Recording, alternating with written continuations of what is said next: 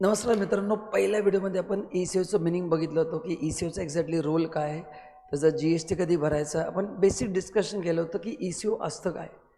आता आज आपण बघणार आहोत की अशा कोणत्या सर्व्हिसेस आहेत ज्याचा जी-एस-टी ई-सी-ओ भरणार आहे आणि त्याचं आपण लॉजिक पण समजणार आहोत की ई-सी-ओ जी-एस-टी का भरेल आणि जर ई-सी-ओ जी-एस-टी नसेल भरणार तर मग काय करायचं, हे दोन्ही आपण आज डिस्कस करणार आहोत. ठीक आहे, चलो. तर मित्रांनो, हे 4 मेजर सर्व्हिसेस आहेत. पहिला आहे पॅसेंजर ट्रान्सपोर्टेशन, दुसरा ॲकोमोडेशन, हाऊसकीपिंग, रेस्टॉरंट आणि यामध्ये एक ॲड झालं आहे लोकल डिलिव्हरी. हे यामध्ये एक लेटेस्ट अमेंडमेंट आहे. तो टोटल आता 5 सर्व्हिसेस आहेत ज्या तुम्ही थ्रू ई-सी-ओ जर सप्लाय केला तर त्याचा जी-एस-टी ई-सी-ओ भरणार आहे. ह्याचं कारण पण मी तुम्हाला पहिल्या व्हिडिओमध्ये लॉजिक सांगितलं होतं, आज परत सांगणार आहे. किती सर्व्हिसेस आहेत? 5. ठीक आहे, देखो पहिली कुठली आहे? ट्रान्सपोर्टेशन म्हणजे ओला उबेर. तर तुम्ही जो ओला उबेर बुक करता, ज्याला आपण म्हणतो radio taxi, maxi cab, motorcycle, omni bus, correct ना. तर ह्याचा जी-एस-टी ओला उबेर भरेल unless omni bus operated by company. Okay, so हा ओमिनी बसचा पार्ट आता आपण इग्नोर करूयात. हा तुम्हाला मी नेक्स्ट पार्टमध्ये सांगणार आहे की एक्झॅक्टली काय. फर्स्ट आपण त्या लेक्चरला बेसिक डिस्कस करूयात. सो तुम्ही सिम्पल एक्झाम्पल, ऑनलाईन ओला उबेरमध्ये तुम्ही कॅब बुक केली, त्याच्यावर जो काही जी-एस-टी लागेल that will be paid by Ola Uber. नाव त्यामध्ये असं म्हणू शकतो की सर आम्ही डायरेक्ट पेमेंट त्या माणसाला केलेलं आहे. कधी कधी तुम्ही ऑनलाईन पेमेंट करता किंवा त्या माणसाला पेमेंट करता. सो पेमेंट तुम्ही कसंही करा, त्या सर्व्हिसचा जो जी-एस-टी आहे तो भरायचा आहे ओला उबेरला. पण आता मी जर त्या माणसाला पेमेंट केलं तर ओला उबेर कसं भरेल, हा एक मनात प्रश्न असू शकतो. त्या माणसाला जे कमिशन मिळतं त्याला ते कमिशन ओला उबेरला द्यावंच लागतं. तर त्यामध्ये ते अलॉंग विथ दॅट तो जी-एस-टी अमाऊंट त्यांच्याकडनं कलेक्ट केला जातो. So that is the accounting procedure followed by Ola Uber. So they will collect that GST amount from him and then they will pay to the government in case if you make direct payment to them. पण खूप सारे payments असतात ते direct ॲपवर येतात त्यांना, मग त्यातनं ते कट करून देतात. सो त्यातनं तो जी-एस-टी कट करतील, त्यांचं कमिशन पण कट करतील आणि त्या कमिशनचा जी-एस-टी हे सगळं कट करून त्यांना पैसे मिळतील. ठीक आहे. आता यामध्ये एक प्रश्न आहे की सपोज जो कॅब ओनर आहे ना, ह्याचा स्वतःचा टर्नओव्हर जर 20 लाखाच्या पुढे गेला तर त्यालाही जी-एस-टी नंबर घेणं गरजेचं आहे. कारण का महाराष्ट्रामध्ये 20 लाखचं रजिस्ट्रेशन गरजेचं आहे. इमॅजिन करा, तुम्ही एक ड्रायव्हर आहे मिस्टर एक्स, त्याचा टर्नओव्हर 20 लाखाच्या वरती गेला आहे. आता त्याने जी-एस-टी नंबर त्याला घ्यावाच लागेल. मग त्या केसमध्ये जी-एस-टी कोण भरेल? तो पण ई-सी-ओच भरेल. This is very important learning point. So cab सर्व्हिसमध्ये तो जो सर्व्हिस प्रोव्हायडर आहे, जो कॅब ओनर आहे मिस्टर ए, तो रजिस्टर असेल तरी जी-एस-टी ई-सी-ओ भरणार आहे आणि तो अनरजिस्टर असेल तरी ई-सी-ओ भरणार आहे. मग सर तो कधी भरेल? एका केसमध्ये तो भरेल जेव्हा तो तुम्हाला डायरेक्ट सर्व्हिस प्रोव्हाइड करेल विदाउट इंटरव्हेन्शन ऑफ ई-सी-ओ.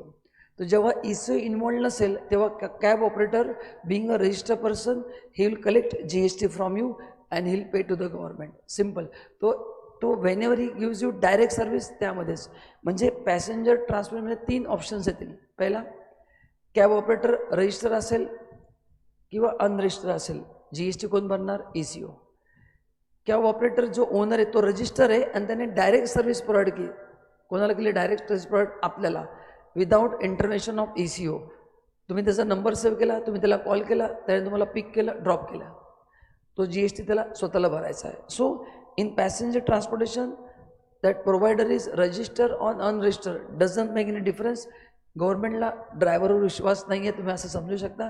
जी-एस-टी भरायचं आहे ई-सी-ओने. सेकंड, ॲकोमोडेशन. जसं मेक माय ट्रिप एक ॲप आहे ना, खूप सारे ॲप आहेत ज्यात तुम्ही हॉटेल बुक करू शकता, आहे ना. खूप सारे म्हणजे ट्रिप ॲडवायझर आहे, असे खूप सारे. मला फक्त एक माहिती आहे, गो आय बिबो आहे, असे खूप सारे ॲप असतात. तुम्ही पण ओला आहे, ओला नाही, ओयो रूम्स आहे, असे बरेच सारे ॲप्स आहेत, करेक्ट ना, की ज्यांच्या थ्रू तुम्ही वेगवेगळे हॉटेल बुक करू शकता.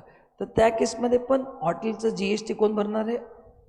मेक माय ट्रिप भरणार आहे. लेकिन इथे जर हॉटेलकडे स्वतःचं रजिस्ट्रेशन असेल, म्हणजे इथं वेगळं आहे. जर हॉटेलचं रजिस्ट्रेशन झालं अंडर जी-एस-टी, मग ई-सी-ओ जी-एस-टी नाही भरणार, हॉटेलला भरायचं आहे. So it's not like a cab operator. Cab ऑपरेटरला ऑलवेज जी-एस-टी ई-सी-ओ भरणार. लेकिन हे जे ॲकोमोडेशन सर्व्हिस आहे तिथे हॉटेलचं अनरजिस्टर असेल तर त्यावरचं GST आहे तो कोण भरणार? ECO. कारण का कलेक्ट तर केला गेला आहे, कारण का you are providing service through ECO. तो बोले तुमच्याकडे नंबर नाही पण ती सर्व्हिस टॅक्सेबल आहे. ह्याचं लॉजिक मी कालच सांगितलेलं की गव्हर्नमेंटने खूप भारी खेळी खेळली आहे की माझ्याकडे नंबर जरी नसेल ते सर्व्हिस टॅक्सेबल आहे. सो त्यांना तो GST पण मिळेल आणि कंप्लेंटचं पण काही कन्फ्युजन नाही होणार. तो हॉटेल जर रजिस्टर असेल ओके मग त्याचा GST हॉटेल भरेल, मग ECO नाही भरणार.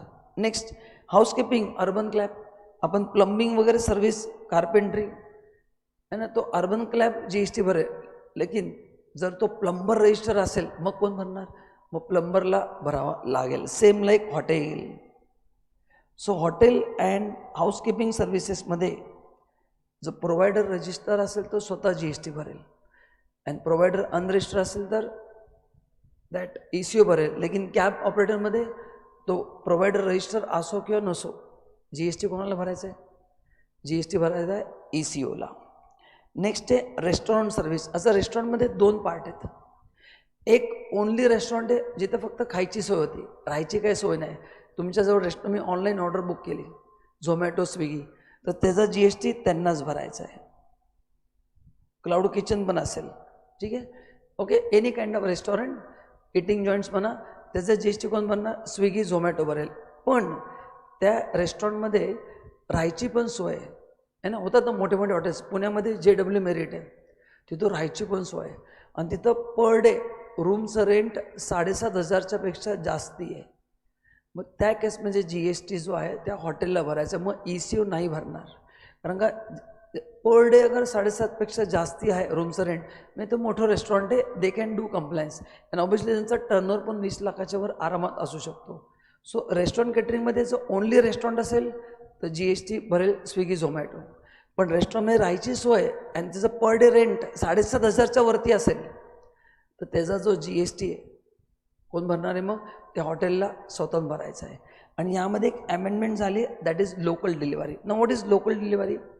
तुम्ही जेव्हा स्विगी झोमॅटोवर ऑर्डर बुक करता ना Swiggy Zomato will have tie up with small delivery partners जे त्या एरियामध्ये गुड्सची डिलिव्हरी करतील. Okay, so I am a delivery partner with Swiggy Zomato. तुम्ही जेव्हा ऑर्डर प्लेस करता पिक मी करतो. स्विगी झोमॅटोचे स्वतःचे एम्प्लॉय पण आहेत, पण त्यांनी आता त्याला आउटसोर्स करणं चालू केलं आहे, कारण शेवटी ते पण किती लोकांना मॅनेज करणार.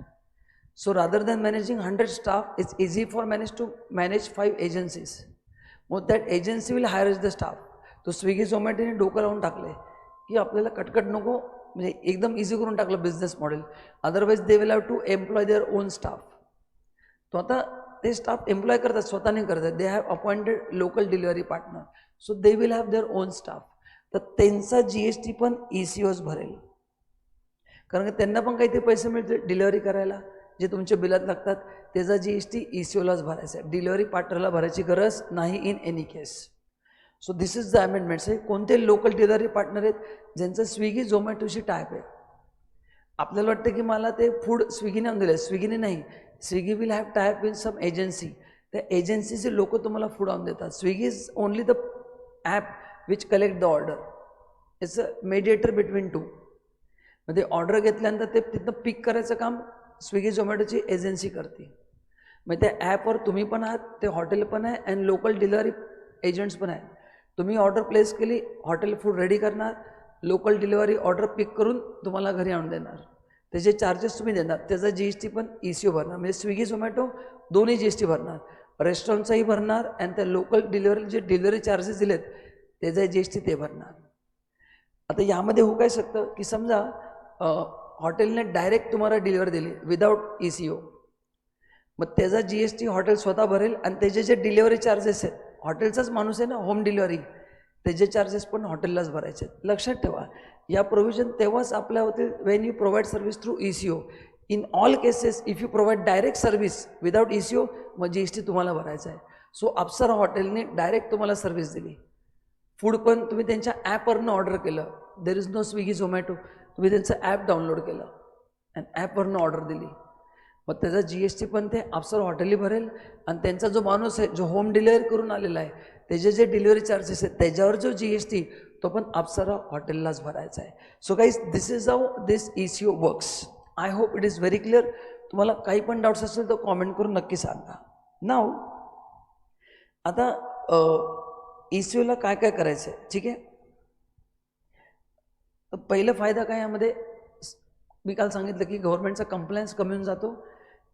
सप्लायरला रजिस्ट्रेशन घ्यायची गरज नाही आहे. मग तुम्ही अनरजिस्टर असाल किंवा तुम्ही थ्रेशोल्ड लिमिटच्या खालती असाल, तुम्हाला नंबर घ्यायची गरज नाही आहे. नाव एक कॉन्सेप्ट आहे TCS आहे ना, ते काय तुम्हाला सांगणार आहे. देन सप्लायरला काय करायचं आहे. आता सप्लायर जर रजिस्टर असेल तर भले त्याचा GST कोण भरणार आहे, ECO. काही केसेसमध्ये ECO भरतो, काही केसेसमध्ये जसं हॉटेलचं एक्झाम्पल, अनरजिस्टर असेल तर ECO भरेल, रजिस्टर असेल तर हॉटेल भरेल. पण तुम्ही अकाउंटिंग पॉईंट ऑफ विचार करा, अल्टिमेटली सेल्स तर झाला आहे की नाही, त्या हॉटेलच्या अकाउंटिंगमध्ये सेल्स तर येणार आहे की नाही, त्यांना रिपोर्टिंग करावं लागतं 3B मध्ये. काय करावं लागतं, त्यांना रिपोर्टिंग मात्र करावं लागतं. So as a hotel person, भले माझं GST कोण भरते that is second part, but माझ्या बुक्समध्ये तो ॲज अ सेल्स रेकॉर्ड तर झाला आहे की नाही, झाला आहे. मला त्याचं रिटर्नमध्ये दाखवावं लागतं. So even though I am not paying GST, still I have to do GST compliance. आणि हा कसा करायचा तुम्हाला मी GST रिटर्नमध्ये डिटेलमध्ये दाखवणार आहे. हां, आणि सप्लायरला ITC मिळेल का, मिळेल. सप्लायरनी जो काय ITC आहे त्याला तो मिळणार, काही प्रॉब्लेम नाही आहे. ओके, आता एक कॉन्सेप्ट आहे, ECO आणि TCS मध्ये फरक काय आहे लक्षात घ्या. काही ECO GST कलेक्ट करतात आणि काही ECO TCS. एक एक्झाम्पल देतो. जर रेस्टॉरंट अनरजिस्टर असेल, किंवा मी हॉटेलचं एक्झाम्पल घेतो, हॉटेल अनरजिस्टर आहे, ठीक आहे. आता तुम्ही मेक माय ट्रिपच्या ॲपवरनं हॉटेल बुक केलं तर ह्याचा GST कोण भरेल, ECO, ठीक आहे. पण हॉटेल जर रजिस्टर असेल तर त्याचा GST कोण भरणार, हॉटेल भरणार. आणि त्या केसमध्ये ECO will collect TCS. So हे तुम्हाला समजायचं की ECO will do either of compliance. तर ज्या केसमध्ये ECO GST भरेल तिथं TCS कलेक्ट नाही करणार, पण जिथं GST हॉटेल भरतोय तिथं TCS कोण कलेक्ट करेल, ECO. सो दोन्हीमधलं एक होणार आहे. तो either ECO will have to pay GST to government और they will have to pay TCS. TCS is a tax collected at source. ह्याच्यावर मी जेव्हा सेपरेट व्हिडिओ बनवेल तेव्हा तुम्हाला नक्की सांगेल, फक्त फरक समजून घ्या. तुम्ही जर बिझनेसमॅन असाल, तुम्ही कॉर्पोरेट असाल, तुम्ही कन्सल्टंट असाल तर तुम्हाला हे माहिती असणं गरजेचं आहे. तुम्ही कन्सल्टंट असाल तर तुम्हाला ऑब्व्हियसली माहिती असेलच, पण तुम्ही जर स्टुडंट असाल किंवा नवीन असाल, काही कन्फ्युजन असेल तर नक्की तुम्हाला यातनं मदत होईल. आणि हे सोडून जर तुम्हाला काही क्वेश्चन असेल तर तुम्ही टाईप करून पाठवा, मी नक्की त्याची उत्तरं तुम्हाला देईल. सो जिथं हॉटेल रजिस्टर आहे तिथं मी GST कलेक्ट नाही करणार, मी TCS कलेक्ट करणार, ठीक आहे. आणि याचं अकाउंटिंग कसं होतं एक तुम्हाला व्हिडिओमध्ये मी सेपरेट दाखवणार आहे, ठीक आहे. सो ECOचा ECOला पण GSTR 3B मध्ये दाखवायचं आहे. सप्लायर जर रजिस्टर असेल तर त्याला पण दाखवायचं 3B मध्ये फॉर रिकन्सिलेशन. ECOला स्वतः टॅक्स इनव्हॉइस इश्यू करणं गरजेचं आहे, कारण का ते GST भरणार आहेत, ठीक आहे. आणि त्यांनी कंप्लेंट्स नाही केलं तर त्यांना पेनल्टी लागतील अंडर सेक्शन 122. तो guys this was the video on ECO. आता इमॅजिन करा मी तुम्हाला थेरॉटिकली शिकवलं. इमॅजिन करा if you learn this practically with our expert team, तर आपले जे इन्स्टिट्यूटचे एक्सपर्ट फॅकल्टीज आहेत ते तुम्हाला अजून प्रॅक्टिकली शिकवतील. हे तुम्हाला मी फक्त थेरॉटिकली शिकवलं, पण इमॅजिन तुम्ही त्यांच्या समोर बसून सगळं प्रॅक्टिकली शिकताय. हे 3Bचे कंप्लायन्स तुम्ही स्वतः ऑनलाईन करताय. तर करायचं काय, आजच्या आज आमच्या इन्स्टिट्यूटला कॉन्टॅक्ट करा आणि तुम्हाला मी नक्की ह्याच्याबद्दल डिटेल माहिती देऊ की आपला GSTचा एक डिटेल कोर्स आहे, यामध्ये आम्ही तुम्हाला सगळं शिकवतो. इवन ह्याच्यापेक्षा ॲडव्हान्स गोष्टी तुम्हाला शिकवल्या जातात. हा एक छोटासा व्हिडिओ होता म्हणून मी जास्त डीपमध्ये घेतलं नाही, पण तुम्ही जेव्हा ITAPला जॉईन कराल इथले फॅकल्टी तुम्हाला अजून डीपमध्ये शिकवतील. त्याचं accounting part, compliance part, GST part, income tax angle, TDS, TCS सगळं काय तुम्हाला कळेल. तर मित्रांनो, व्हिडिओ तुम्हाला आवडला असेल तर लाईक करा आणि पहिला व्हिडिओ पण बघा. हा व्हिडिओ दोन्ही कनेक्टेड आहे. ह्याचा तिसरा पार्ट पण येणार आहे ज्यामध्ये तुम्हाला मी प्रॅक्टिकल क्वेश्चन्स करून दाखवणार आहे. तर थँक्यू सो मच. व्हिडिओ आवडला तर शेअर करा, चॅनलला फॉलो करा. Thank you and bye bye.